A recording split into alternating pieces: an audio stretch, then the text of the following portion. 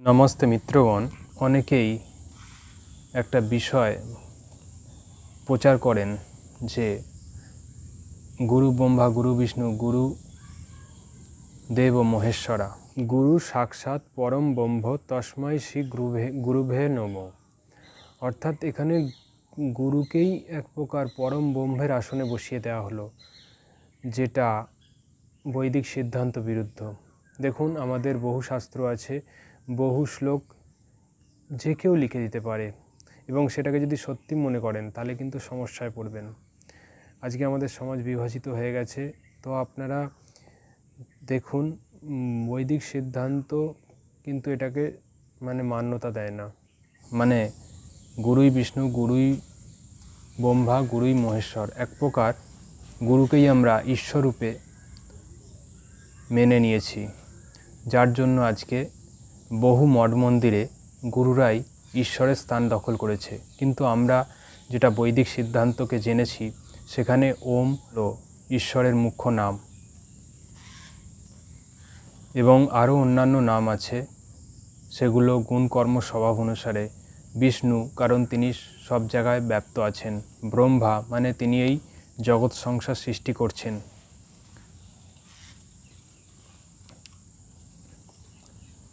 তারপর শিব, তিনি কল্যাণ করেন। রুদ্র, যে অপরাধী বা দণ্ড দেন, যে অপরাধী অর্থাৎ পাপকর্ম করে তাকে শাস্তি দেন, তাকে রোদন করান, তাই রুদ্র। তো এইভাবে ঈশ্বরের অনেক নাম আছে, কিন্তু ঈশ্বরের মুখ্য নাম ওম। এবং আমাদের বেদে বলা হচ্ছে, বেদ মন্ত্রে স্বপরিয়োগাচ্ছু ক্রমকায় শুদ্ধম অপপবিদ্ধম, অর্থাৎ বেদের একটি মন্ত্রের অংশ বললাম।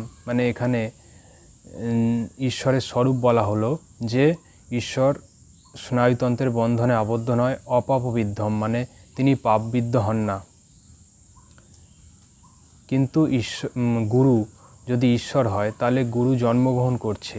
জন্ম কেন হয়? জন্ম আমাদের পাপ কর্ম থাকলে জন্ম হয়, পার্সেন্টেজ কম বেশি। আমাদের মুক্তি যখন হয়, তখন কিন্তু আমরা ঈশ্বরের সঙ্গে মিলিত হয়ে যাই। তাই আমাদের সচ্চিদানন্দ অবস্থায় যেতে পারি তখনই। তো আমরা যখন মানুষ বা গুরু হলে, যদি গুরুরাও তো মানুষ, কিন্তু তাদের ঈশ্বরের আসনে বসানো উচিত নয়। গুরু কথার অর্থ যিনি অন্ধকার থেকে আলোর পথে নিয়ে আসেন। তিনি আমাদের মুক্তির পথ দেখান, জ্ঞানের পথ দেখান, কিভাবে আমরা জীবনকে সফল করব সেই পথ দেখান। তাই বন্ধুরা, গুরুকে ঈশ্বরের আসনে বসাবেন না। আজকে আমাদের এই সমস্যাটি বড় সমস্যা, যেখানে আমরা গুরুকে ঈশ্বররূপে পুজো করি, কিন্তু গুরুর আদেশ মানি না।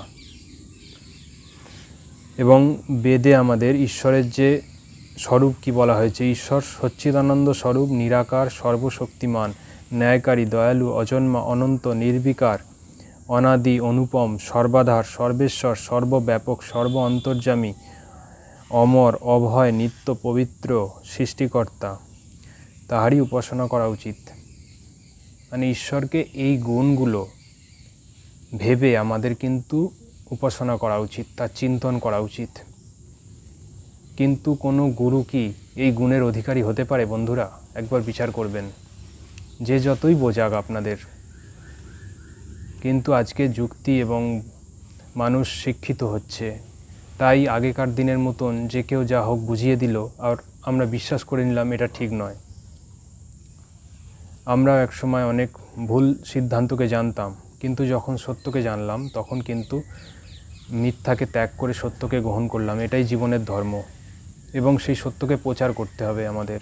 বেদের সিদ্ধান্ত প্রচার করা শুধু একমাত্র আমাদের কাজ নয়।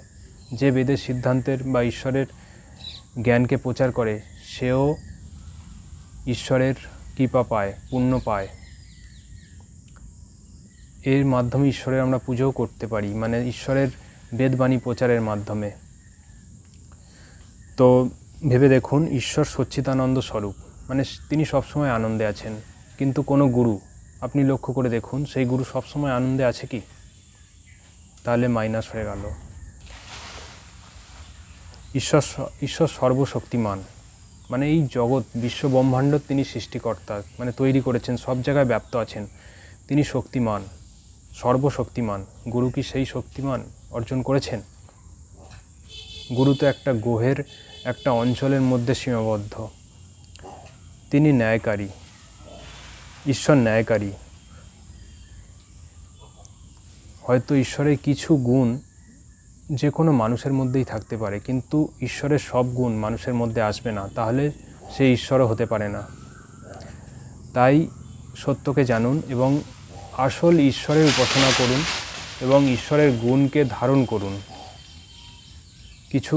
আপনি যদি কিছুক্ষণ এইভাবে চিন্তা করতে থাকেন, ঈশ্বর আনন্দময়, আমিও আনন্দময়, ঈশ্বর সর্বশক্তিমান, আমিও সর্বশক্তিমান, চোখ বুজে আপনি এইভাবে যদি মনে মনে ধ্যান করেন, আপনার মধ্যেও সেই প্রভাব আসবে। তবে এটা একদিনে হয় না, প্রত্যেক দিন আমাদের এই উপাসনা করতে হয়, ধ্যান করতে হয়, তাহলেই আমাদের কিন্তু সফলতা আসবে। তাই গুরু পূর্ণিমার শুভ দিনে আপনাদের এই বার্তা দিলাম।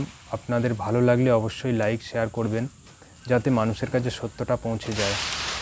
আর ওম নাম নেবেন ধ্যান করার আগে, মানে অষ্টযোগের মধ্যে এটা আছে: যম, নিয়ম, আসন, প্রাণায়াম, প্রত্যাহার, ধারণা, ধ্যান, সমাধি। তো এই বিষয়ে অষ্টযোগ নিয়ে পরবর্তীকালে আলোচনা করব আমি। আপনারা আপাতত আসন কিছু করতে পারেন, সেগুলো করুন, প্রাণায়াম করুন, জীবনে সত্যকে রাখুন, ব্রহ্মচর্য পালন করুন, যেটা যমের মধ্যে আছে। অপরিগ্রহ মানে মান হানি, নিন্দা, এই নিয়ে নিজের মধ্যে বেশি চাপ নেবেন না। সত্যের পথে থাকুন, অহিংসার পথে থাকুন, এটা যমের মধ্যে পড়ছে। কর্মের প্রতি সততা রাখুন। যদি কর্ম খারাপ করতে থাকেন তাহলে কিন্তু ধ্যানেও আপনার মন বসবে না, কারণ সেই খারাপ কর্মই আপনাকে বারবার সেদিকে নিয়ে যাবে।